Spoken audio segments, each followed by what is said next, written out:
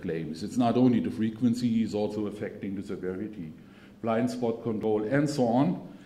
Yeah, quite significant reduction on claims. And I said already, ESC, it's already quite well equipped in the cars. It's also reducing the claims frequency. Of course, that takes time. It's not that by one big bang all cars will be equipped with all these devices. Interestingly, we can see that the transition period is getting shorter. When you look at ABS, today all cars more or less have it, but it took 25 years until it was widely equipped. The market fleet, let's say, was widely equipped with. ESC only took between 10 and 15 years. So it's getting faster and more cars. I mean, in the past, especially ESC, usually it's first in luxury cars, but now ABS also in every little small cheap car is included, and therefore the transition period is much shorter in the future. But it's not only these technical devices. It's also, in general, the traffic situation, the environmental situation will have an influence on the loss frequency. Positive as well as negative impact. They are really both. Let's start with the positive one, car sharing. It's quite common already in some markets. It's fast growing, for example, in Germany, also in the US. And I found some numbers. It's expected that until between 2010 and 2014, there were 5 million already vehicles or car sharing users in the world. It's a pretty fast increase. And everybody at the moment, we read a lot of news articles about the younger generation. They are more interested in having the latest communication devices, the latest Apple stuff, instead of having a car. It's not so much anymore a meaning of to show off and so on. So there will be a change, and that will lead to less vehicles on the road, less traffic, less accidents. Also, improved public transport. I mentioned I worked in Singapore. The public transport is incredibly good there, and they still continue to develop it because they have the clear target on this little island. They have the clear target to limit the number of vehicles is already limited, but to reduce it more and more by promising the people, you will find the next subway station or bus within very few minutes, very short distance. So this will also lead to a reduction of traffic and claims frequency. The most important, maybe vehicle to vehicle and vehicle to X, and later on X to X communication. That means the vehicles communicate electronically. That's really very important. So that today you come closer to a junction and you have right before left or these rules. In the future, no one has to brake. The vehicle come, I let you, and then I come. And there are some very nice movies where they try to simulate this. It looks really amazing. Looks completely chaotic. Sometimes it reminds me. I don't know who of you has been driving in Paris around the Arc de Triomphe. And if you look from top, you say that will never work. That's a complete mess, and it works. And imagine all the vehicles speak to each other. It will be perfect. So perfect flow. They will guarantee a perfect flow. Again, less accidents, especially the claims frequency. Aging societies is twice here, because the positive impact is older people drive less. The negative is they have more severe accidents. So that's on both, but we are definitely living in an aging society. Less important, that's also an experience from Singapore, automated traffic law enforcement. There are cameras everywhere, sensors everywhere, you are permanently tracked.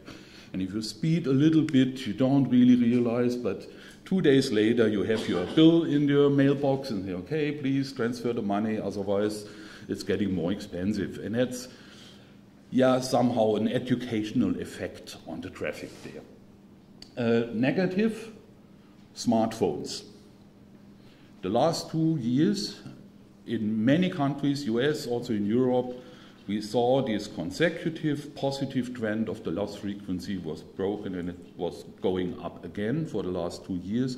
And most experts assume it's because of driver distraction, mainly because of smartphones. Yeah, not so much of looking around, but it's really smartphones, sending Twitter messages, using WhatsApp whilst driving creates more accidents.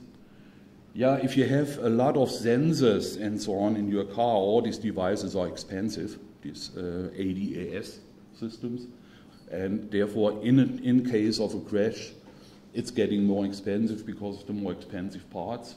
Then over the transition period, we'll have mixed traffic. So there will be autonomous vehicles beside vehicles with a lot of assistance systems, with old vehicles, with bicycles, pedestrians.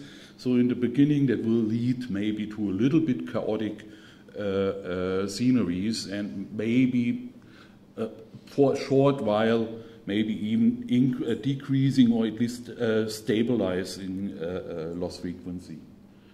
Mixed driving modes, that will be also something new. Actually, I love driving. I can't imagine to drive an autonomous vehicle. I would prefer one where I can switch. I say, okay, now I'm on the highway, it's boring. Okay, car, please drive me, and I take a nap. But on a nice mountain road in the Alps with a lot of bends and curves and so on, I would actually love to drive by my own. So, but you know, you have to switch also. It takes a while until your mindset will adapt, your brain will adapt to these mixed driving modes. Aging societies, I mentioned it already, and then e-call. I know this sounds like a contradiction. E-call should help to reduce severe accidents. But we are all insurance companies, and unfortunately, yeah, every victim of a traffic accident who survives is more expensive for us. I mean, it's sad, it sounds sarcastic, but it's a fact. And therefore, e-call might even lead to increasing severity. Of course, it saves life, positive, but just from a financial aspect, it is as it is. So let's come to a few scenarios. Actually, it's one by KPMG, which they published last year for the German market. And they calculated 3 scenarios. One was, the assumption was, okay, it will take 22 years until the vehicle fleet in a country will be equipped with all these driver assistance systems. And 22 years is quite long, and already such a long transition period would lead to a reduction of premium of 15%. But let me try. If you remember this slide, 15 years for ESC to be widely distributed in a country. So they have 2 more, I think, more realistic scenarios, one with 17 years. And there we talk already about minus 35% until 2030. That sounds far away, but remember today everybody is using the internet, and it's also just 20 years ago. And today you can't imagine to live without Google and these things. So 15 years, it's a quite short period, especially for an industry. Yeah, and even worse, 15 years, that's more or less this ESC scenario, a drop by 45%. Just the premium, of course, on the other hand, the claims, sure. And as I said, this is Germany. There are some other studies from Thatcham in the UK, for example, and some from the US. And there it's between minus 50 up to minus 80%. The minus 80 is a prediction until 2040. And personally, it's not Munich Re analysis, it's my personal opinion. I tried just to play around in Excel a little bit with frequency and severity, simply based on the last 40 years. And I must say I also came to somewhere 70–75% over that. I think it's really realistic. And that's really a lot. And I don't know, in Greece, I don't know the Greece market very well, but at least in Germany, most companies have the share of motor business maybe 40–50%. In the region where I worked until last year in Southeast Asia, it's often 80% and even more. And imagine if you lose 50% of your income. So what it will mean for our industry? Again, loss of income, but yeah, but what does it mean? Today, motor insurance, because of long tail, it's a long tail business, it's a mass business. We have high bodily injury claims. It is one of the, let's say, capital providers for an insurance company. Okay, at the moment we anyway have this problem that even if we have capital, we don't get financial income. But in the future, if we really don't have much motor business and no bodily injury claims, there won't be big reserves in the future for our financial specialists to invest and so on. That will definitely have an impact. Yeah, reduction of staff. I mean, we see already in some markets a quite high automation, especially in motor, but in claims there's still quite a lot of people involved. And without a lot of motor business, yeah, what to do with these people? So it will have a quite negative impact on our colleagues also. Costs. In most companies I know, the motor business is a kind of a cost carrier because it has a lot of transactions. So it's finally paying your IT, your accounting, all these departments are, yeah, a big chunk of their income is generated by motor. If we don't have motor anymore, yeah, it will shift over to the other lines of business. And we might see some cost problems if you have to finance your IT and everything. Most likely massive changes in the distribution. We see already a shift to aggregators and to online. It was mentioned already, and I set up an aggregator and I worked in online. I believe in online business. But here, I mean, motor is, first of all, it's the bread and butter business for our agencies. And it's a big part of their commission income every year. Also aggregators, today in the UK or in Germany, they charge about 80 to 100 euro per policy. I can't imagine. I mean, imagine they don't sell motor anymore, not much motor anymore. Where do they generate their income? Yeah. Maybe we will see a complete transformation of traditional motor products. Do we still need TPL? It's a big question. I come to this later. Yeah, and finally, if we have less motor income, companies with cost problems might lead to a further market concentration that companies won't survive.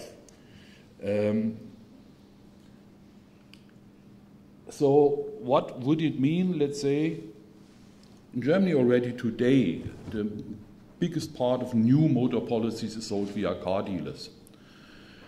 And let's assume in the future we have maybe a completely different model. Maybe you buy a car and it's including everything. You pay a monthly fee, and then because they know how to handle claims. And it's hard to imagine that a car manufacturer will start dealing with legal aspects of liability and so on. Maybe they will really act as a service provider.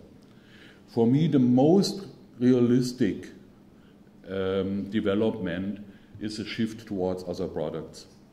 If you have a self-driving car, you remember this example, the car is parking by itself. So for whatever reason, the sensor is, I don't know, dirty, it's broken, something happened, there's an accident.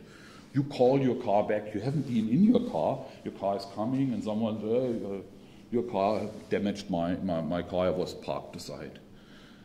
Of course, today you call your insurer, but even your insurer would say, hey, it's not my problem, it's the producers, the car manufacturer's problem. That means I believe that there will be a big shift from motor to product liability, and then the car manufacturers would maybe be able to sell the insurance included in the car. There are also some other products, professional indemnity for all the engineers and software designers and programmers and so on. Cyber, I guess you heard that there were already a few cars hacked also in the US. Hackers took over the steering via the entertainment system of the car, very funny, yeah. And the car was really leaving the road, and you couldn't steer, you couldn't control the car anymore. So there should be a cyber cover, also most likely just for the manufacturers. Reputational cover, I just say as a German, I just have to name Volkswagen, and then you know what I'm talking about when I mean reputation. And D&O for the managers who maybe, let's talk about Volkswagen again. So what does it mean for our industry? Imagine we will have a big shift towards product liability, what I believe. We have about 100 something car manufacturers in the world. They ask for a global cover. They don't want to talk about product liability for country by country. So how many insurance companies will be able to fulfill this service? Most likely just 10 big ones, I don't know. So quite, pessimistic outlook. On the other hand, I mean, there might be chances also to, by I don't know, I can't give you the answer, but by shifting towards other business, I wrote it down somewhere because it's quite new. So just a week or 2 weeks ago, State Farm Insurance in the US, they applied for a patent, and they call it, they want to transform to a life management company, whatever it means. I don't have the answer today. I just see quite, let's say not the brightest future for motor. But finally, last week I attended a workshop of SAP, the insurance the IT company, about smart home and smart cities, and we founded a little, working group where we now discuss about things like smart home, all the detector, all the sensors at home connected directly to the police or connected to the insurer, and the sensor reports you, okay, there is a water leakage, and the insurer sends you the plumber before you even know that there is a water leakage, and you are driving back home with your car, and your car is connected to your health device, to your health tracker. We will hear a bit more about this later.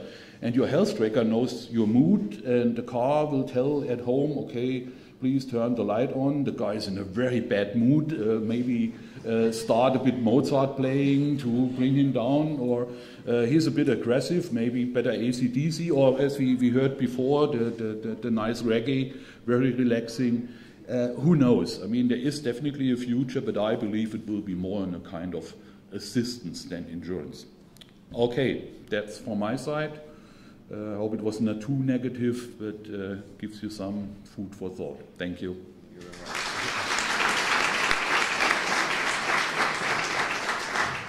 Jürgen, thank you for bringing some science fiction in a cathedral full of traditional insurers. So that's quite a challenge for this morning. We'll move to the next presentation, and as I said, we'll perhaps do a recap and open for some Q&A at the end. So we'll move to Jerry Rathopoulos, CEO of MedNet International. So Jerry is with MedNet for 21 years now. He has spent also 3 years in information system manager at MedNet Greece. So MedNet is a member of the Munich health system, and provides innovative solutions for health insurance.